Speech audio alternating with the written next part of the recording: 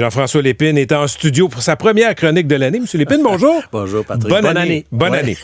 Jean-François, à ta dernière chronique, le 19 décembre, c'était le dernier vendredi où on était en ondes, tu as eu des paroles prophétiques sur le Venezuela. Si tu permets, avant de parler de ce qui s'est passé samedi matin, on va t'écouter. Donald Trump a décrété un boycottage, entre autres, des exportations pétrolières du Venezuela. Il se pourrait, beaucoup de gens prédisent qu'il pourrait déjà commencer à même bombarder le territoire du Venezuela. C'est une de ces sortes d'obsessions. Donc ça, c'est à surveiller à court terme. C'est à surveiller à court terme et même à très court terme. C'était mon premier item de l'année. Écoute, Jean-François, quelques jours plus tard, les Américains ont frappé un grand coup dans la nuit de vendredi à samedi. Tout à fait. Sont allés chercher le président Maduro, l'ont capturé. Oui, ça, d'abord, c'est exceptionnel, là, incroyable. Il faut imaginer, là, on enlève un chef d'État étranger chez lui, dans son pays, et on annonce que dorénavant, c'est le président américain qui va gérer le Venezuela jusqu'à ce qu'une transition soit possible. C'est les États-Unis qui vont décider quand ça sera possible. J'étais pas devin à l'époque. Il y avait énormément de tensions. Ouais. Je le décris dans ce que je dis. Il y avait des manœuvres militaires. C'était quand même ce que je disais qu'il fallait surveiller à court terme et c'est arrivé le 2 janvier. C'est quand même assez impressionnant. On dit que ça se préparait depuis très longtemps, mais tout le monde a été surpris par ce genre d'intervention-là. En premier lieu, les membres du Congrès américain, les sénateurs, entre autres, qui normalement auraient dû, les leaders du Sénat, être informés, à tout le moins, normalement, dans ce genre d'opération-là, de ce qui allait arriver. Et ce qui est étonnant là-dedans, c'est que c'est tout à fait à l'opposé de ce que le président voulait qu'on sache de lui. Hein. Il disait qu'il n'engagerait jamais son pays dans un conflit à l'étranger. Il promettait ça en campagne électorale. Et il se présente comme l'homme de la paix. Bonjour le prix Nobel aujourd'hui. En tout cas, bref, c'est pas une intervention qui serait dans le dossier de ce prix-là si ça existait. Donc, c'est un geste qui a été condamné par l'opposition démocrate surtout, mais par beaucoup de républicains. Le maire Mandani, ça a été une de ses premières interventions. C'est le premier à intervenir. Après, on dit qu'il a appelé la Maison-Blanche. Marjorie Taylor Greene, ça c'est important aussi. Qui était la fan numéro 1 de Trump. Une figure majeure du mouvement MAGA et qui a dit, c'est justement contre cela qu'une majorité d'entre nous, les membres du MAGA, pensions avoir voté contre ce genre d'intervention-là. Et ça se produit. Donc, il y a beaucoup d'insatisfaction. Marco Rubio, entre autres, son ministre des Affaires étrangères, à M. Trump, et d'autres de ses ministres disent qu'en fait, c'était une opération pour appuyer une démarche du département de la justice. Oui. D'ailleurs, aujourd'hui... Ils ont quasiment parlé d'opération policière et non militaire. Exactement. On dit que c'est des gens du département de la justice qui ont procédé à l'arrestation comme telle sur place. C'est une fiction, évidemment, mais ça se passe aujourd'hui à New York. On voit les images qui se déroulent. Le président Maduro et son épouse vont passer en cour fédérale aux États-Unis. En tout cas, lui sera certainement accusé d'être à la tête d'une opération de trafic de drogue. Ce que nie celle qui a officiellement, en fin de semaine, remplacé le président Maduro, Delcy Rodriguez, qui était la vice-présidente et qui va temporairement, en tout cas au moins, remplacer le président, qui dénonce un coup d'État militaire, qui dénonce évidemment les accusations, comme d'autres l'ont fait, la Russie, la Chine, plus discrètement. En Europe, c'est beaucoup confus, les réactions. Au Canada aussi, c'est assez confus. Personne n'ose condamner directement les Américains. Exactement. Personne n'ose condamner directement ce geste-là, sauf entre autres, les Nations Unies, le secrétaire général, M. Guterres, l'Espagne et tout ça. Mais on voit qu'il y a une sorte de malaise dans tout ça, tellement c'est étonnant. Mais derrière tout ça, on voit que c'est pas tellement ces accusations de trafic de drogue qui comptent, mais tout le monde dit c'est vraiment cette volonté, cette obsession du gouvernement Trump de prendre le contrôle des richesses pétrolières de ce pays dont les réserves mondiales de pétrole sont les plus importantes au monde. C'est quand même... Jean-François, là, pour tous les péchés, pour tous les crimes du régime Maduro, on s'entend, s'il n'y a pas de pétrole au Venezuela, il n'y a pas d'intervention américaine. Tout à fait. C'est ce que tout le monde pense aujourd'hui. C'est aussi une façon pour le président peut-être de remonter dans l'estime des gens qui le critiquent aux États-Unis, dont certains de ses partisans. Le Venezuela, par contre, ce qui s'en vient, ça va être compliqué. C'est un grand pays sur le plan physique. C'est le 6e pays le plus important en Amérique latine, 30 millions d'habitants. Il y a des milices armées, des groupes criminalisés, dont des anciennes milices colombiennes qui sont très actives sur le territoire. Ce serait un défi énorme à gérer pour les États-Unis si les choses tournaient mal. Tout le monde pense à la menace irakienne à l'époque 2003, quand George Bush fils a décidé d'envahir l'Irak, et les troupes américaines sont encore là aujourd'hui. Ça dure depuis 20 ans.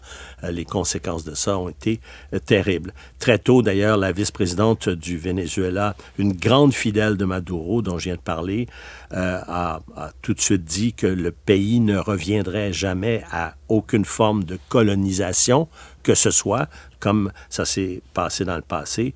M. Trump et M. Rubio disent aujourd'hui qu'ils seraient prêts à la laisser au pouvoir. Le temps de faire ce qu'ils ont à faire. Si elle suit les directives américaines. Si elle accepte, d'où cette déclaration où elle dit on ne reviendra pas à l'époque de la colonisation. Alors, donc, M. Trump, dans tout ça, dit les Vénézuéliens nous ont volé notre pétrole. Hein?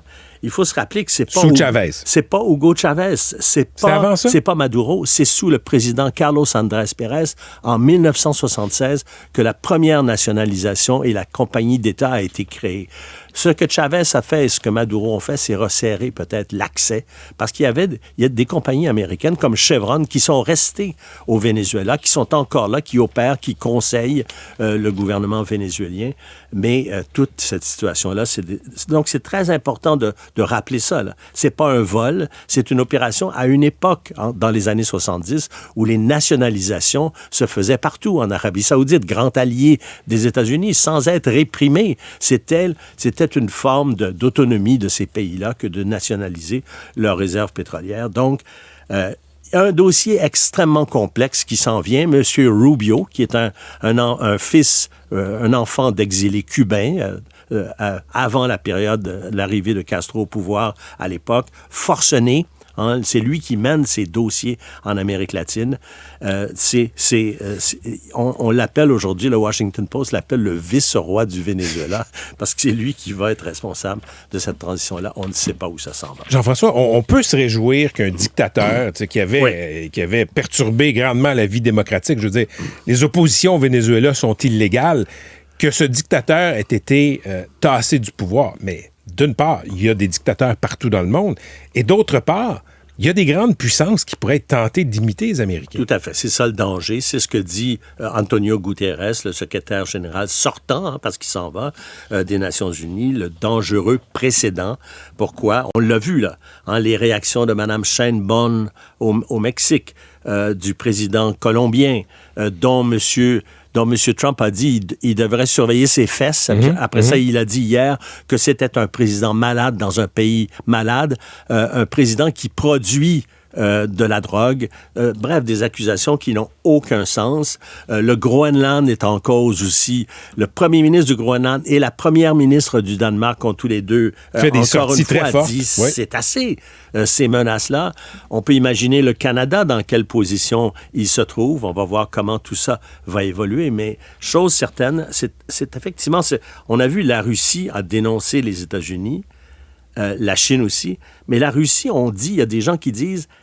Elle est déjà très engagée dans la défense du Venezuela. Elle a fourni des armes modernes au régime Maduro.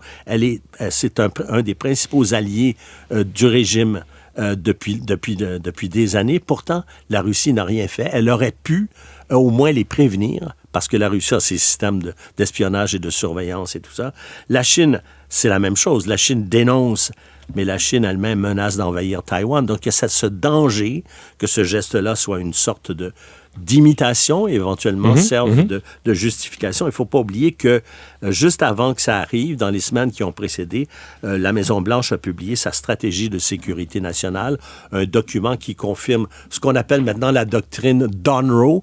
Hein, tu l'as évoqué ce matin à 6 heures dans ta revue de presse, je l'ai entendu, en référence à la doctrine Monroe des années 1830 aux États-Unis, où on se disait à l'époque, on disait aux puissances de l'époque, qui étaient les puissances européennes, le territoire des Amériques, c'est à nous les États-Unis, vous ne touchez plus à ça. Et c'est le retour à des politiques étrangères hyper agressives américaines. Tout à fait. Et là-dessus, quand la politique nationale de sécurité les États-Unis ont revendiqué les Amériques, La Russie n'a rien dit parce qu'elle veut avoir le contrôle sur sa zone d'influence à elle.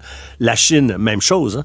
La Chine qui veut avoir la certitude de la part des États-Unis que les États-Unis ne l'empêcheront pas d'intervenir s'il s'agit de Taïwan. On assiste dans tout ça à la création d'un nouveau monde fondé sur le cynisme et l'appât du gain. Et ce geste-là est extrêmement dangereux comme référence pour les autres.